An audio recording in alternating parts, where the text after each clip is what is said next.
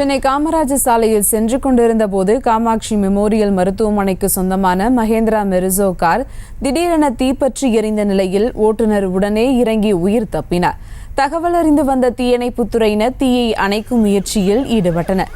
கூடுதல் விவரங்களோடு இணைகிறார் எமது செய்தியாளர் காண்டிபன். வணக்கம் காண்டிபன், விவரங்கள்.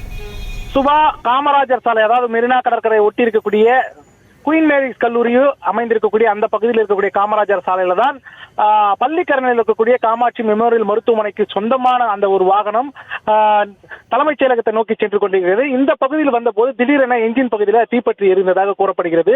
இந்த தீப்பற்றி அடுத்து காருக்குள் இருந்த அந்த மருத்துவமனையுடைய செய்தி தொடர்பாளரும் ஓட்டுநரும் புகை உள்ளே வந்ததை அடுத்து வேகமாக வாகனத்தை நிறுத்திவிட்டு அங்கிருந்து அளவு எடுத்து சென்றிருக்கிறார்கள்.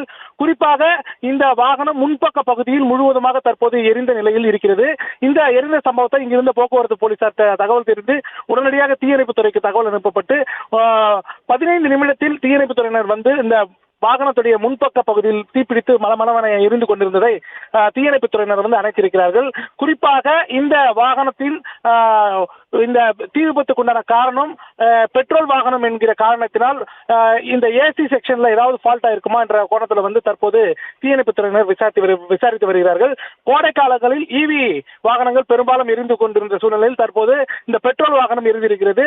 இந்த வாகனம் சம்பந்தமான பழுது பார்ப்பதற்கு தற்போது பழுது நிபுணர்கள் வந்திருக்கிறார்கள். சுபா, விவரங்களுக்கு நன்றி காண்டிபன். செய்திகளை உடனுக்குடனும் துல்லியமாகவும் தெரிந்து கொள்ள சப்ஸ்கிரைப் பண்ணுங்க.